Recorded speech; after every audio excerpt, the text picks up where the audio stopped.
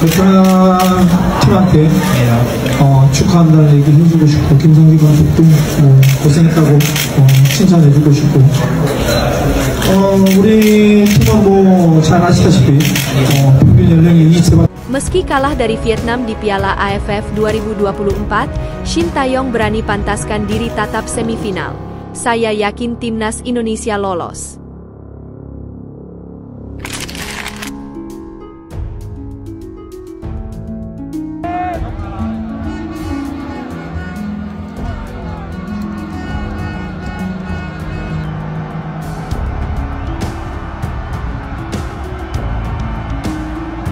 Update ranking FIFA, timnas Indonesia terancam turun peringkat usai kalah dari Vietnam di Piala AFF 2024.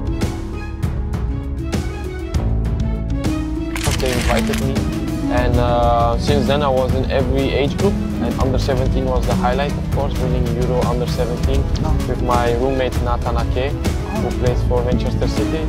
And so you kept contact with Nathan Ake? Yeah, kept contact, and he's a great guy and a humble guy and one of very good players. Sandy Walsh dihubungi langsung, banyak pemain keturunan ingin bela timnas Indonesia U19.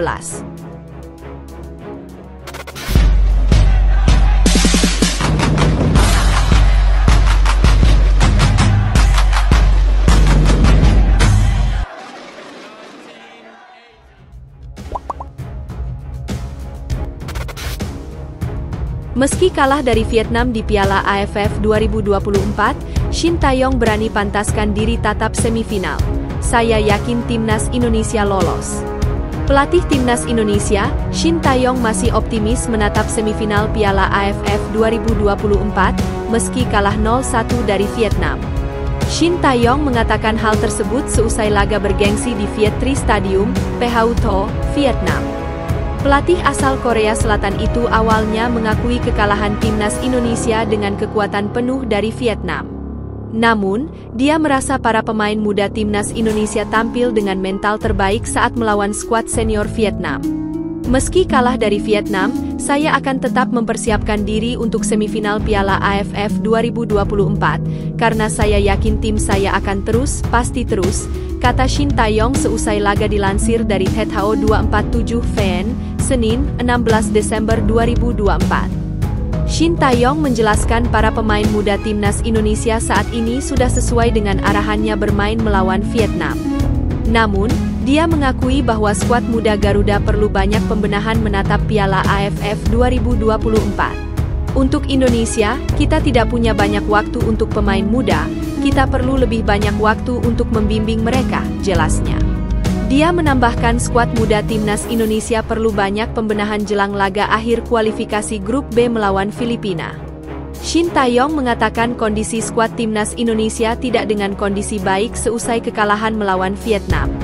Saat ini sangat sulit bagi saya untuk menerapkan taktik dengan pemain muda, semuanya perlu lebih banyak perbaikan, imbuhnya.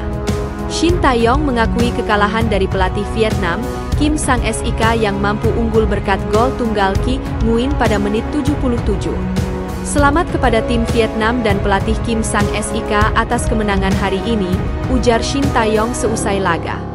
Shin Tae-yong mengungkapkan bahwa kekalahan melawan Vietnam membawa dampak baik juga bagi timnas Indonesia. Sebab, dia menekankan bahwa skuad muda timnas Indonesia bisa tampil dengan baik sesuai dengan arahannya. Skuad saya hari ini memiliki banyak pemain muda. Pertandingan hari ini memiliki kesenjangan antar pemain dalam hal pengalaman, jelasnya. Meski demikian, pelatih asal Korea Selatan itu mengapresiasi skuad muda timnas Indonesia seusai kalah dari Vietnam. Dia mengatakan saat ini skuad muda timnas Indonesia bisa belajar dengan baik dari kekalahan tersebut. Para pemain muda saya melakukan yang terbaik secara mental dan mengikuti rencana latihan mereka dengan benar. Secara keseluruhan kami memiliki pengalaman yang baik, kata dia. Selain itu, Shin Tae-yong enggan membandingkan timnas Vietnam pada Piala AFF dengan kualifikasi Piala Dunia. Bagi saya rasa bukan hal yang baik untuk membandingkan tim nasional Vietnam saat ini dan di bulan Maret. Membandingkan seperti itu tidak diperbolehkan. Saya pikir tidak boleh ada perbandingan seperti itu, imbuhnya. Update ranking FIFA, Timnas Indonesia terancam turun peringkat usai kalah dari Vietnam di Piala AFF 2024. Timnas Indonesia terancam turun peringkat di ranking FIFA usai kalah dari Vietnam pada laga ketiga grup B Piala AFF 2024. Bermain di Stadion Viet Tri, Minggu, 15 Desember 2024, pasukan Shin Tae-yong kalah tipis dengan skor tipis 0-1. Kekalahan ini jelas bukan hal bagus bagi skuad Garuda yang menargetkan hasil imbang di laga kontra Vietnam. Sebagai catatan, sebelum pertandingan melawan Vietnam, Timnas Indonesia berada di peringkat 125 dunia dengan raihan 1135,11 poin. Namun, kekalahan dari The Golden Star Warriors membuat skuad Garuda kehilangan 2,37 poin. Dengan artian, perolehan poin Timnas Indonesia pun menjadi 1132,74 dan berpotensi turun ke peringkat 126 dunia. Namun, berubahnya peringkat Timnas Indonesia masih tergantung hasil laga negara lain dalam periode penghitungan poin FIFA. Kembali ke laga Timnas Indonesia versus Vietnam, skuad Garuda terlihat begitu kerepotan meladeni perlawanan tim tuan rumah di Stadion Viet Tri. Vietnam yang bermain di depan publik sendiri tampil begitu dominan dengan mencatatkan penguasaan bola hingga 72% atas Timnas Indonesia. Pasukan Kim Sang-sik juga berhasil menciptakan 18 peluang di mana 4 diantaranya mengarah tepat ke gawang. Sementara itu, Timnas Indonesia yang cenderung bermain bertahan hanya melakukan sebanyak 28% penguasaan bola. Asnawi Mangkualam dan rekan-rekan juga hanya menciptakan 2 peluang ke gawang tuan rumah. Vietnam sendiri berhasil menang tipis 1-0 lewat gol yang dicetak kapten mereka, Nguyen Quang Hai. Sang pemain mencatatkan namanya di papan skor pada babak kedua tepatnya di menit ke-77. Nguyen Quang Hai mencetak gol dengan tembakan akuratnya dari dalam kotak penalti. Meski kalah dari The Golden Star Warriors julukan Vietnam, peluang Timnas Indonesia untuk lolos ke semifinal masih terbuka. Dengan catatan, skuad Garuda wajib meraih kemenangan saat menghadapi Filipina di laga pamungkas Grup B. Pertandingan Timnas Indonesia versus Filipina sendiri akan berlangsung di Stadion Manahan, Solo pada 21 Desember 2024 nanti. Sandy Walsh dihubungi langsung, banyak pemain keturunan ingin bela Timnas Indonesia U19. Sandy Walsh mengakui bahwa banyak pemain keturunan ingin bergabung ke Timnas Indonesia. Satu nama yakni Ula Romeni dikabarkan akan diproses dan segera tersedia untuk skuad Garuda. Selain itu, beberapa nama lain juga memberikan sinyal ingin merapat ke skuad Garuda. Hal ini terjadi karena performa Timnas Indonesia yang semakin membaik. Pasukan Shin Tae-yong dalam jalur yang tepat untuk melewati putaran ketiga kualifikasi Piala Dunia 2026 zona Asia, setelah berada di posisi ketiga klasemen sementara. Pasukan Shin Tae-yong dalam jalur yang tepat untuk melewati putaran ketiga kualifikasi Piala Dunia 2026 zona Asia, setelah berada di posisi ketiga klasemen sementara. Sandy Walsh menjelaskan, banyak pemain keturunan yang berminat untuk menjadi bagian dari Timnas Indonesia.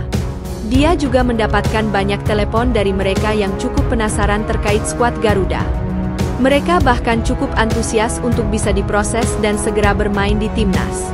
Saya mendapat lebih banyak telepon dan pesan dari para pemain yang juga ingin pindah ke Indonesia. Mereka kemudian bertanya kepada saya tentang bagaimana keseluruhan prosesnya, seperti apa atmosfer di tim, bagaimana perjalanannya, kata Sandy Walsh dilansir dari laman Sporza. Pemain asal Cafe Mechelen ini melanjutkan, dia dengan senang hati memberikan bantuan kepada mereka. Menurutnya, ini jadi langkah tepat untuk menambah kekuatan di Timnas Indonesia. Tentunya, hal ini menjadi kabar baik demi membawa Timnas semakin berprestasi. Saya selalu siap membantu semua orang. Karena hal itu hanya akan menguntungkan level tim, ujarnya. Sandy menambahkan, Indonesia merupakan salah satu negara yang sangat fanatik dengan sepak bola. Dia melihat bahwa hampir semua orang ikut merayakan saat Timnas sedang bermain. Ini menjadi sinyal bahwa sepak bola bisa membawa kegembiraan dan menyatukan masyarakat. Pertandingan Timnas di kandang juga selalu ramai dan supporter selalu berebut untuk bisa mendapatkan tiket. Ini gila, bahkan lebih gila dari yang saya bayangkan sebelumnya. Sepak bola benar-benar menjadi agama di Indonesia. Itu berarti segalanya bagi orang-orang di sana. Dari yang miskin sampai yang kaya, seluruh negeri terhubung oleh sepak bola, ujarnya.